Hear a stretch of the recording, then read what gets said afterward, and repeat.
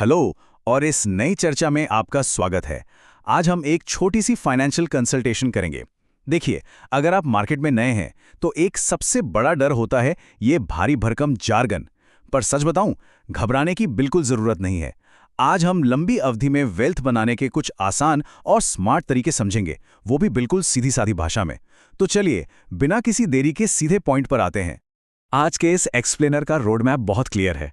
पहले हम market capitalisation समझेंगे, उसके बाद डाइवर्सिफिकेशन यानी निवेश को बांटने की ताकत देखेंगे।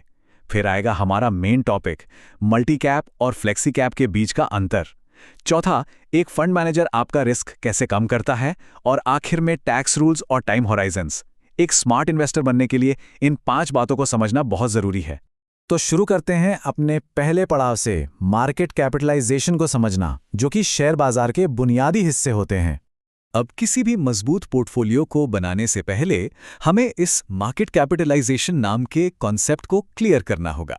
सुनने में थोड़ा टेक्निकल लगता है ना, पर आसान शब्दों में यह बस किसी कंपनी के साइज या आकार को बताता है। अब आप सोचेंगे, भाई साइज से क्या फर्क पड़ता है? तो जरा सोचिए, आपके पड़ोस के एक छोटे से नए स्टार्टअप और किसी बड़ी मल्टीनेशनल कंपनी में क्या अंतर है?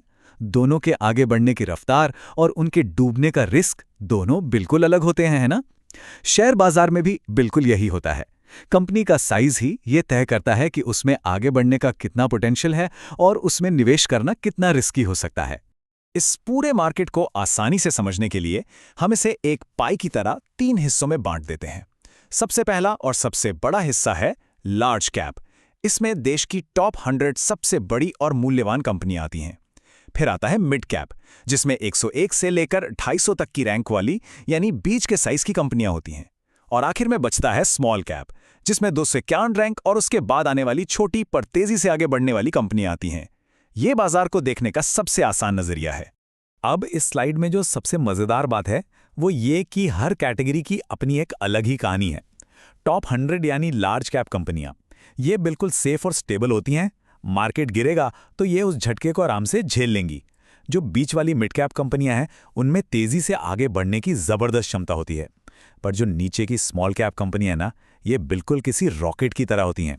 इनमें रिस्क सबसे ज्यादा है, पर सच मानिए, जब ये चलती हैं तो सबसे भारी रिटर्न देने की क्षमता भी इन्हीं में होती है। चलिए आगे बढ़ते हैं अपने दूसरे पॉइंट पर, निवेश में विविधता यानी डाइवर्सिफिकेशन की ताकत और कैसे एक सही मिश्रण तैयार किया जाए। अब देखिए, एक समझदार निवेशक कभी भी अपना सारा पैसा किसी एक ही जगह नहीं फंसाता, और यहीं एंट्री होती है डाइवर्सिफिकेशन की। ये मार्केट में आपके लिए एक सेफ्टी नेट का काम करता है। अपना सारा पैसा सिर्फ बड़ी या सिर्फ छोटी कंपनियों में लगाने के बजाय आप अपने निवेश को लार्ज, मिड और स्मॉल तीनों में फैला देते हैं। फायदा क्या होता है? अगर कल को छोटी कंपनियां अच्छा परफॉर्म नहीं कर रहीं, तो बड़ी कंपनियां आपके पोर्टफोलियो को डूबने से बचा लेती हैं। ओवरऑल रिस्क काफी कम हो जाता है। और सबसे अच्छी बात, आपको खुद से बैठकर अलग अलग शेयर चुनने की कोई सिरदर्दी नहीं लेनी पड़ती। एक ही फंड आपका सारा काम आसान कर देता है। ये हमें लाता है इस एक्सप्लेनर की सबसे मुख्य दुविधा पर, मल्टी कैप बनाम फ्लेक्सी कैप फंड। डाइवर्सिफिकेशन तो समझ आ गया, पर अब नए निवेशकों के सामने सबसे बड़ा सवाल आता है कि आखिर इन्वेस्ट करें कहां। इन दो ऑप्शंस को एक बहुत ही बढ़िया उदाहरण से समझते हैं। सोचिए कि मल्टी कैप फंड एक फिक्स्ड थाली की तरह है। थाली में रोटी, दाल, सब्जी सबकी एक फिक्स मात्रा आनी ही आनी है। अगर आज आपको कोई एक सब्जी, मान लीजिए स्मॉल कैप्स, पसंद नहीं भी आ रही, तो भी वो थाली में परोसी जाएगी। वहीं दूसरी तरफ फ्लेक्सी कैप फंड एक शानदार ओपन बुफे की तरह है, जहां एक एक्सपर्ट शेफ यानी आपका फंड मैनेजर ये तय करता है कि मार्केट के हिसाब से आज आपकी प्लेट में क्या और कितना होना चाहिए। अब इस थाली और बुफे के पीछे का टेक्निकल फर्क देखते हैं। ये जो फिक्स्ड थाली है ना, ये दरअसल सेबी का एक बहुत ही सख्त नियम है। मल्टी कैप फंड्स को मजबूरन अपने टोटल पैसे का कम से कम 25% हिस्सा तीनों कैटेगरी लार्ज, मिड और स्मॉल कैप में हर हाल में लगाना ही पड़ता है। फंड मैनेजर चाहकर भी इसे बदल नहीं सकता। पर फ्लेक्सी कैप फंड्स में ऐसी कोई सख्त पाबंदी नहीं होती। बस टोटल 65% पैसा इक्विटी में होना चाहिए। बाकी का पैसा कहां और कितना लगाना है, ये पूरी तरह से फंड मैनेजर की अपनी रणनीति और आजादी पर निर्भर है।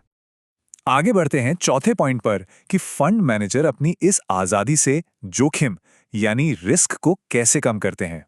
अब समझिए कि एक फ्लेक्सी कैप की ये आज़ादी रिस्क मैनेजमेंट के लिए एक ब्रह्मास्त्र कैसे बन जाती है। इसे पोर्टफोलियो रीबैलेंसिंग कहते हैं। मान लीजिए अचानक मार्केट में कोई बुरी खबर आ जाए और भारी गिरावट शुरू हो जाए। ऐसे में एक आम निवेशक अक्सर घबरा जाता है, पर अगर आपका पैसा फ्लेक्सी कैप में है तो आपका प्रोफेशनल फंड मैनेजर तुरंत एक्शन लेता है। वो फटाफट उन रिस्की स्मॉल कैप शेयर्स से पैसा निकालेगा और उन्हें लार्ज कैप के सेफ और मजबूत बंकर में छुपा देगा। मैनेजर की यही फुर्ती और फ्लेक्सिबिलिटी मार्केट गिरने पर आपको भारी नुकसान से बचा लेती है। इस कोट को देखिए, फ्लेक्सी कैप फंड्स मैनेजर को बदलते बाजार के हालात के आधार पर निवेश शिफ्ट करने की पूरी आज़ादी देते हैं। ये बात पूरी तरह से सटीक है और यही चॉइस की आज़ादी सबसे बड़ा कारण है कि फ्लेक्सी कैप फंड्स नए निवेशकों के लिए एक बहुत ही सेफ और शानदार एंट्री पॉइंट माने जाते हैं। आपको खुद मार्केट ट्रैक करने की कोई ज़रूरत नहीं है। आपके लिए आपका फंड मैनेजर अपनी पूरी एक्सपर्टीज के साथ लगातार काम कर रहा है। अब आते हैं अपने आखिरी और बहुत ज़रूरी हिस्से पर, टैक्स के नियम और समय सीमा, वो फाइन प्रिंट जो सबको पता होना चाहिए। देखिए, किसी भी निवेश को शुरू करने से पहले एक अटल रूल हमेशा याद रखिए, धैर्य यानी पेशेंस। और जब हम वेल्थ क्रिएशन की बात करते हैं तो यहाँ एक मैजिक नंबर है, नंबर 5। मार्केट शॉर्ट टर्म में ऊपर नीचे होता रहेगा, ये उसका नेचर है। पर अगर आप कम से कम 5 साल का नजरिया रखते हैं तो मार्केट के सारे छोटे मोटे झटके शांत हो जाते हैं और सही मायनों में पैसा बनना शुरू होता है। और हाँ, टैक्स का मैथ समझना तो और भी जरूरी है, क्योंकि सरकार भी धैर्यवान निवेशकों को इनाम देती है। अगर आप 1 साल से पहले ही अपना पैसा निकाल लेते हैं तो आपको short term capital gains tax देना पड़ेगा, जो कि आपके मुनाफे पर फ्लैट 15% है। पर अगर आप 1 साल से ज्यादा तक रुके रहते हैं तो उस पर लॉन्ग टर्म कैपिटल गेन्स लगता है। इसमें आपका टैक्स घटकर सिर्फ 12.5% रह जाता है, और वो भी तब जब आपका मुनाफा 1,25,000 रुपए से ऊपर हो। सीधी सी बात है, जितना लंबा निवेश, टैक्स का बोझ उतना ही कम। तो अगर हम इन सभी कड़ियों को एक साथ जोड़ें तो क्या समझ आता है? 5 साल का लंबा नजरिया, फ्लेक्सी कैप फंड्स का बेहतरीन लचीलापन और एक एक्सपर्ट मैनेजर का अनुभव। जब ये तीनों मिल जाते हैं ना, तो ये आपके लिए एक अभेद्य सुरक्षा चक्र बना देते हैं। ये अप्रोच आपको बड़ी कंपनियों की स्टेबिलिटी भी देती है और छोटी कंपनियों की तेज ग्रोथ का फायदा भी। जो लोग अपना निवेश सफर शुरू कर रहे हैं, उनके लिए सच में ये एक बहुत ही स्मार्ट और सुरक्षित रास्ता है।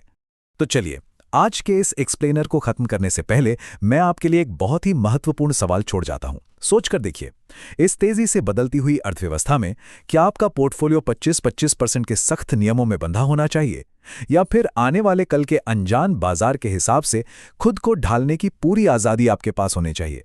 इस बारे में गहराई से जरूर सोचिएगा, क्योंकि यही वो आज़ादी है जो एक तनाव मुक्त निवेश की नींव रखती है। हमारे साथ इस चर्चा में जुड़ने के लिए आपका बहुत बहुत धन्यवाद।